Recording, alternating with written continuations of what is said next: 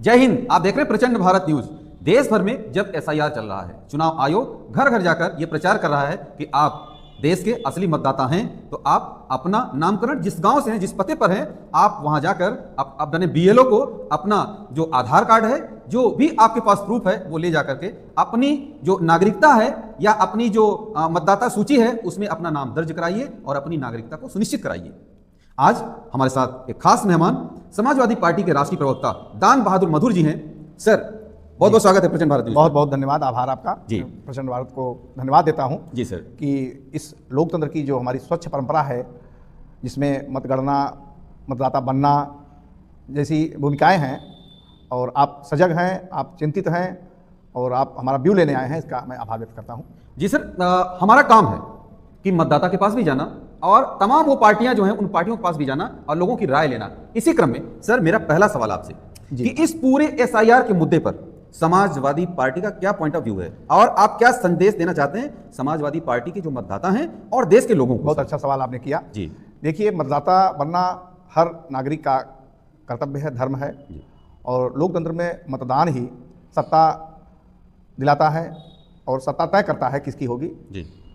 तो इसके पहले मतदाता सूची 2003 में मतगणना मतदाता सूची बनी थी, जिसके बाद जी। अब ये जाकर के 2025 में पुनः जो है एसआईआर, जिसे कहा जा रहा है कि विशेष गहन पुनरीक्षण अभियान जी, तो स्पेशल करके इसको कहा जा रहा है। तो इसमें समाजवादी पार्टी के राष्ट्रीय अध्यक्ष माननीय अखिलेश यादव जी, प्रदेश अध्यक्ष माननीय श्यामलाल पाल जी बार बार लगातार पार्टी के सभी कार्यकर्ताओं को, नेताओं को, पदाधिकारियों को निर्देश देते आए हैं और निर्देश दे रहे हैं पूरी सतर्कता के साथ इस अभियान का सहयोग किया जाए। जी। समाजवादी पार्टी बूथ लेवल पर, बूथ स्तर पर पूरे प्रदेश में बीएलए, जिसको कहते हैं बूथ लेवल एजेंट, बनाई है। और हमारे बीएलए जो है, जो चुनाव आयोग के बीएलओ हैं, बूथ लेवल कर्मचारी हैं, अफसर इनको कहा जाए, तो उनका सहयोग करके, सेक्टर मजिस्ट्रेट वगैरह हैं उनका सहयोग करके जो अभी फार्म वितरित किया गया था उसको भरवाया गया है जी। अब जो प्रक्रिया चल रही है उसमें एएसडी 3 चीजें हैं, एब्सेंट हैं, शिफ्टेड हैं और डेथ हैं, तो तीनों की छटाई की जा रही है और इसी में समाजवादी पार्टी के कार्यकर्ता उनका पूरा सहयोग कर रहे हैं। आज से प्रक्रिया शुरू हो गई है नए फार्म भरने की। ऐसे मतदाता जिनकी उम्र 18 साल हो गई है और मतदाता नहीं बने हैं, तो फार्म संख्या 6 मेरे हाथ में है, इसको भी भरा जा रहा है। और हमारे जो बीएलए लगे हैं, पार्टी के कार्यकर्ता हैं, पदाधिकारी हैं, वो लग करके नए मतदाताओं का फार्म 6 भरवा रहे हैं। तो कहीं ना कहीं हम समाजवादी पार्टी इस पूरे अभियान में सक्रिय सहयोग कर रही है और पूरी तरह से शिद्दत के साथ जुटी हुई है। अब एक सवाल आता है कि अभी माननीय प्रदेश के मुख्यमंत्री जी ने मीडिया के माध्यम से जी कहा है कि 4 करोड़ मतदाता छूट गए हैं या हट गए हैं, उन्होंने आशंका जताई है कि ये उन्हीं के हैं जी। तो मैं तो इस पर कहना चाहूंगा कि देखिए, चुनाव आयोग का काम है मतदाता जोड़ना जी, तो मतदाता काटने का सवाल कहां से आ गया? तो क्या आपकी कोई मंशा थी क्या कि किसी का मतदाता कटे, कोई मतदाता कोई वर्ग विशेष कटे, ऐसी कोई आपकी मंशा थी क्या? कटने का सवाल कहां गया? मतदाता जोड़ने का काम है चुनाव आयोग का, तो मतदाता कटने का सवाल कहां से आ गया? हाँ, ये देखा गया है कि जो मतदाता 2 जगह सूची में शामिल हो गए थे या बहुत दिनों से उनकी डेथ हो गई थी या कहीं शिफ्ट हो गए हैं, ऐसी संख्या घटी है। हमारे बीएलए भी लगातार हमको बताते रहे हैं, पार्टी के नेताओं को अवगत कराते रहे हैं, हम लोग भी पार्टी नेतृत्व को अवगत कराते रहे हैं। तो इस बीच में कई दिक्कत आई है। इधर 2003 की सूची के मिलान को लेकर भी दिक्कत आई थी। तो हम लोग इलाहाबाद में, जैसे इलाहाबाद शहर है तो यहाँ जिलाधिकारी जी, निर्वाचन अधिकारी भी होते हैं जिले के, अक्सर वो बैठकें करते हैं, हर दूसरे तीसरे दिन उनकी बैठक होती है, उसमें भी हमारे प्रतिनिधि जाया करते हैं। तो हम लोग वहाँ भी शिकायत दर्ज करा रहे हैं। कुछ समस्या शहर में आई थी 2003 की सूची को लेकर के, जिसे बाद में ठीक कर ली गई, हम लोग संतुष्ट हुए। और हमारे मतदाता 2003 के हिसाब से 3 क्रम था इनका, 1 नंबर, 2 नंबर और 3 नंबर। तो जो 2003 में जिनका नाम दर्ज था, ऐसे लोग 1 नंबर में दर्ज थे, जिनके पिता का नाम 2003 में दर्ज था और बेटे का नहीं था, 2 नंबर में थे, बाकी जो नए थे उनको 3 नंबर दर्ज करना था। सर, इस पूरे एसआईआर से समाजवादी पार्टी को कितना फायदा, कितना नुकसान है? सर देखिए, समाजवादी पार्टी तो पूरी तरह से लगी हुई है कि कोई भी मतदाता छूटने न पाए जी।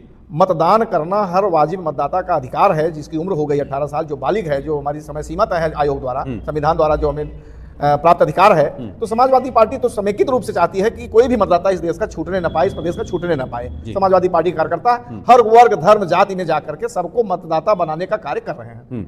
सर एक सवाल, जो SIR है, अब 2026 अप्रैल में पंचायत चुनाव होना जी, 2027 में उत्तर प्रदेश का विधानसभा चुनाव होना जी, तो क्या इस पूरे SIR को लेकर के बाद में ये सवाल तो नहीं खड़ा होगा कि इस SIR ने हमें घाटा कराया या फायदा कराया? देखिए, SIR से न किसी का फायदा होता है न घाटा होता है जी।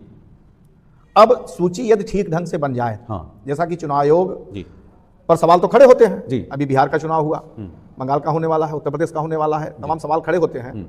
बिहार में बहुत सारे लोग, आप लोगों ने देखा, आप मीडिया के साथियों से ही हम लोगों को वहां ज्यादा जानने को मिला कि लोग अपना आई कार्ड लेकर के टहल रहे हैं और बता रहे हैं कि देखिए साहब, मैं पिछली बार वोट दिया था, इस बार सूची में मेरा नाम नहीं है। तो अगर यदि स्थिति बनती है उत्तर प्रदेश में तो सवाल खड़ा होता है। सवाल तो चुनाव आयोग खड़ा कराता है, सवाल हल करने आया है चुनाव आयोग। अगर चुनाव आयोग की मंशा साफ होगी, मंशा स्पष्ट होगी, और तो सवाल खड़ा ही नहीं होगा। हम तो चाहते हैं कि सारे लोग मतदाता बने। फिर वैचारिक राजनीति की शुरुआत वहां होती है जब हम चुनाव आता है, फिर सारे दल अपना एजेंडा निर्धारित करते हैं, उस एजेंडे पर वोट मांगने जनता के बीच में जाते हैं, जनता जिसे समझती है उसको वोट करती है जी। तो चुनाव आयोग का कार्य जितना है वो चुनाव आयोग फिलहाल अभी मतदाता बनाना है। चुनाव आयोग अभी निष्पक्ष रूप से मतदाता बनाए।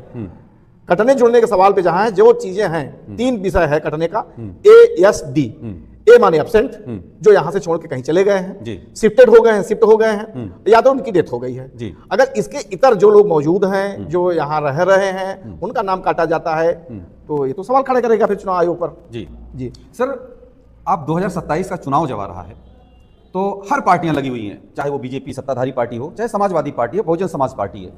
अब 2027 को लेकर के समाजवादी पार्टी किस प्रकार से तैयारी कर रही है? सर देखिए, हमारी तैयारी तो हमेशा से होती रही है। हम तो, हमारे जो अभियान हमारा रहता है पार्टी का, वो हमेशा चलता रहता है। जनता को जागरूक करने का अभियान समाजवादी पार्टी निरंतर चलाया करती है। समाजवादी पार्टी समाजवादी विचारधारा पर काम करती है। तो जो इस देश का बहुसंख्यक समुदाय है, पीड़ित है, उपेक्षित है, दुखी है, अपमानित है, उसके हर संघर्ष में उनकी समस्याओं को लेकर समाजवादी पार्टी संघर्ष करती रही है, करती रहेगी। अब आप 2027 की बात जब कर रहे हैं तो 2027 में अभी बहुत दूर नहीं है। अब मतदाता बनने का अभियान शुरू हो गया है। तो मतदाता सूची बनने के बाद यह सूची प्रकाशित होगी, फिर जो नाम नहीं आएंगे उन पर ऑब्जेक्शन वगैरह फाइल होगा। इसके बाद फिर पंचायत चुनाव आ जाता है। पंचायत चुनाव के बाद MLC का चुनाव होगा, शिक्षक MLC और स्नातक MLC भी होना है इसी में। इसके बाद सीधे सीधे आम चुनाव उत्तर प्रदेश का आ जाएगा। तो समाजवादी पार्टी बहुत सक्रिय है। उसके कार्यकर्ता क्या मुद्दे रहेंगे सर? मुद्दे तो कमी नहीं है उत्तर प्रदेश में, मुद्दों की कमी है। समाजवादी पार्टी का मुद्दे जहां बेरोजगारी हो, जहां धंधे सबके कमजोर होते जा रहे हों, जहां महिलाओं पर नित्य नए अत्याचार हो रहे हों, जहां क्राइम बढ़ रहा हो, तो यहाँ मुद्दों की कमी नहीं। किसानों की समस्या है, बेरोजगारी की समस्या है, पिछड़ों दलितों की समस्या है, अल्पसंख्यकों को टारगेट किया जा रहा है, उनकी समस्या है। साथ में जो हमारे राष्ट्रीय अध्यक्ष जी का नारा है PDA, पीड़ित, दुखी, अपमानित, जो 90-95% आबादी है, हम उसकी लड़ाई लड़ेंगे।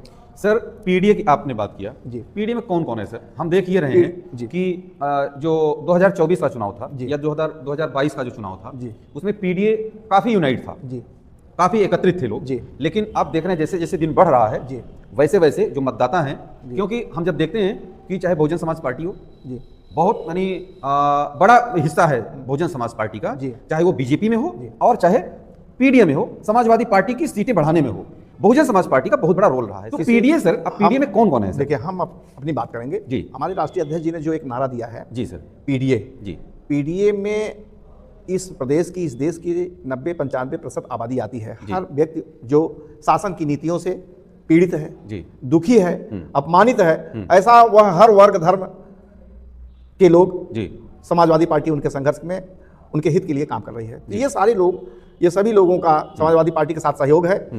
आपने बताया कि लोकसभा के चुनाव में जो सफलता मिली, तो लोकसभा के चुनाव में जो हमें सफलता मिली है, उसके पीछे यही कारण था कि सत्ताधारी दल कहीं न कहीं जो वादे करके सत्ता में आए थे लोग, चाहे केंद्र हो चाहे प्रदेश हो, डबल इंजन की सरकार इनकी, उन वादों पर वो फेल नजर आ रही है। इनके बस का न लॉ एंड ऑर्डर रह गया है, न इनके बस का रोजगार रह गया है। बताइए, 2 करोड़ नौकरियां देने का वादा करके आए, कहाँ है? ये काला धन वापस लाने के लिए आए, कहाँ है? महिलाओं पर नित्य नए अत्याचार हो रहे हैं, रोज मुकदमे हो रहे हैं। तो किसानों की समस्याएं, इन्होंने कहा था कि हम आपका जो है कृषि आय दूना कर देंगे, तो उत्पादन तो भी घट गया है, कृषि आय दूना तो कहीं से दिख नहीं रहा है कि उनकी आमदनी दूनी होती हो। किसान परेशान है, चाहे वो जिस क्षेत्र का किसान हो। तो ये अपने वादे पर कुल मिलाकर के खड़े नहीं उतरे हैं जी। तो जनता दुखी है, पीड़ित है। अच्छा इस बताइए कि आप बार बार दावा करते हैं जी। अभी इनका नया सिगुफा आया है, जी। मैं आपका ध्यान उस पर आकर्षित करना चाहता हूँ। जी। मनरेगा का नाम इन्होंने बदला है। जी।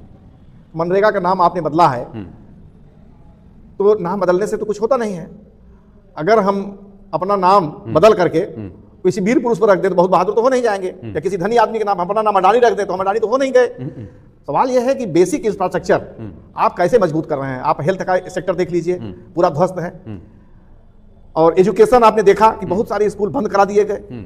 हम लोगों ने पीडीए विद्या पाठशालाएं चलाई बीच में, उन पर मुकदमे इन्होंने कर दिया। तो ये पढ़ने नहीं दे रहे हैं, ये लड़ने नहीं दे रहे हैं। जो संघर्ष करता है, अपनी बात उठाता है, उस पर ये मुकदमे कायम करते हैं। तो न पढ़ने दे रहे हैं, न लड़ने दे रहे हैं।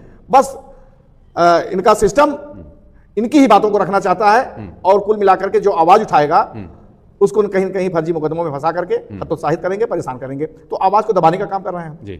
सत्ता का काम ये नहीं होता है। सत्ता का काम आवाज दबाना नहीं होता है, बल्कि समस्या का समाधान करना होता है। और अपने धर्म से, जो लोकतंत्र में इनका पावन धर्म है, उससे वंचित हो चुके हैं। जिस तरह से लोकसभा के चुनाव में इन्होंने उत्तर प्रदेश में मात खाई है, उसी तरह से आने वाले 2027 के विधानसभा चुनाव में भी दूर दूर तक नहीं दिखेंगे समाजवादी पार्टी सरकार। और सच लोकतंत्र में एक मजबूत विपक्ष का होना बहुत जरूरी होता है। अब मेरा एक अंतिम सवाल जी आपसे कि हम जब बहुजन समाज पार्टी या तमाम लोगों के पास जाते हैं जी, तो उनकी, क्योंकि सबका बात सुनी जानी चाहिए और सबका अधिकार है कहना जी, तो वो कहते हैं कि राहुल गांधी जी और अखिलेश भैया दोनों लोगों ने पिछली बार हमसे संविधान दिखा करके वोट ले लिया पीडीए के नाम पर, इस बार ऐसा नहीं होगा। उनको क्या बताएंगे, उनको क्या संदेश देंगे? देखिए, हम संविधान की बात जहां तक आप कर रहे हैं जी, आप पीछे देखिए, हमारे यहाँ संविधान मान स्तंभ लगा हुआ है जी। समाजवादी पार्टी ने संविधान मान स्तंभ की स्थापना कर दी है जी। और इसी यह संविधान मान स्तंभ हमारा जी हमें हर समय सचेत करता रहता है कि संविधान के प्रति मेरा क्या दायित्व है, इसकी सुरक्षा और सुरक्षा के लिए मुझे कितना संघर्ष करना होगा। समाजवादी पार्टी संविधान को लेकर सजग है और संविधान की रक्षा के लिए संकल्प है, और हमेशा लड़ती रहेगी, संघर्ष करती रहेगी, क्योंकि संविधान ही लोकतंत्र में की मजबूती प्रदान करता है। लोकतंत्र की मजबूती संविधान ही है, और संविधान को इस तरह से कहें कि लोकतंत्र की आत्मा है। तो हम संविधान की रक्षा के लिए हमेशा संकल्प हैं और इसके लिए प्रगतिशील रहेंगे। जी, आपने बात किया सर, बहुत बहुत धन्यवाद। आप सभी कमेंट करके अपनी राय जरूर दीजिएगा इस पूरी बातचीत के बारे में। मैं इसके पहले जी आपके न्यूज चैनल की शुभकामना देता हूं कि आगे बहुत बड़े और राष्ट्रीय स्तर पर आपकी ख्याति हो। आभारी हूं कि आपने इतने बड़े ज्वलंत मुद्दे को उठाने के लिए प्रयत्नशील हैं, और हर दलों में जैसा कि आप कर रहे हैं, हर जगह आप जा रहे हैं जी। तो मेरी शुभकामना है आपके साथ। बहुत बहुत धन्यवाद सर, बहुत बहुत धन्यवाद। Thank you. जय हिंद।